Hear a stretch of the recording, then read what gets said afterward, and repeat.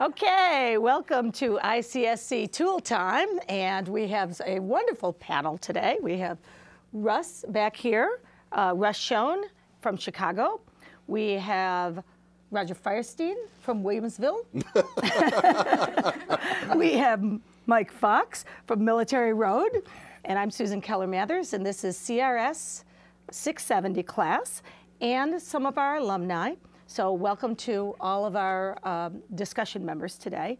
We're going to go through quite a few tools today and just talk about what are some tips, best practices, how to use it effectively, and also we're going to look at some of the applications. The next one is going to be card sort.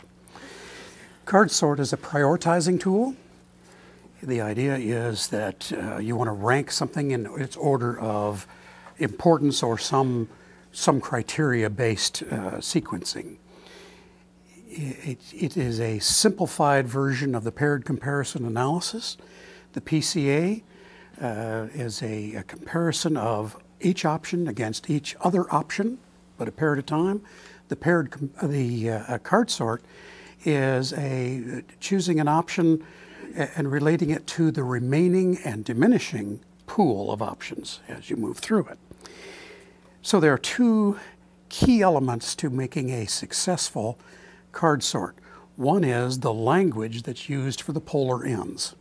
Okay. Most folks look at which is the most important and which is the least important, and that's certainly all right. But it's good to talk to the client and say, what kind of language would represent one end of the continuum? And what language would you use for the other end? And so you can use that on a repeated basis. And so having tried it with the least first and the most first, I find that I have no difference. I find no difference in the rate of success, but that's just me. And I say, what end do you want to start with? And I use the language that they determine, and I try to write that language up there and then say, out of all these options, which one is this polar end using their language? And then I say, out of the remaining options, which one is and then we talk about the other end of the continuum. You mean like most desirable? In other words, what the criteria is? Yes. Okay. And repeat the criteria to avoid the most or least. It could be a timeliness issue. It could be an energy issue. It could be how other people see it issue. There are lots of ways of establishing that continuum. So, as you move through this thing, of course, the pool of remaining options is fewer. And isn't it nice when there's an odd number because you don't have to decide on the last one? It just goes in the middle. So it's, to repeat, it's deciding what the language should be, and then it's repeating the mantra, which of those remaining, and that's the key. The advantage of a card sort is it's fast. The disadvantage of a card sort is it is less likely to give you an artifact of your thinking and comparing one item to the next, because the pool keeps getting smaller. Okay? In my book, The Course Organizer for the Facilitation Strand, I say that you can do 15 options on a card sort. I can't imagine what I was thinking. I wish I'd actually tried it with 15. Well, you probably had a little too much champagne. Yeah, the third glass of champagne. Yeah. 11 is a stretch, yeah. 9, 8, that works pretty well. Yeah.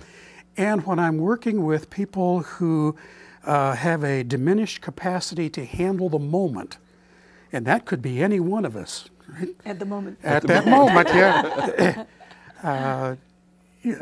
Using the only a few options, such as 3, 4, 5, and establishing the criteria, and then going through that process is frequently helpful.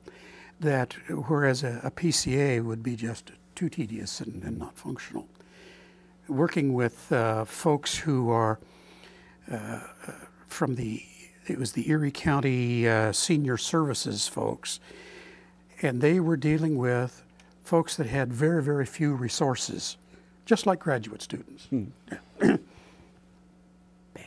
joke. Okay. We can cut that Yes, out. we right? We can cut that, yeah. Yeah, right. Just pause a little Sure. bit more next time. Right. Yeah. How about Do you, a Russ? PCA on that one, pal. And when they're faced with some important choices to make, keeping it simple, the card sort for prioritizing really worked well.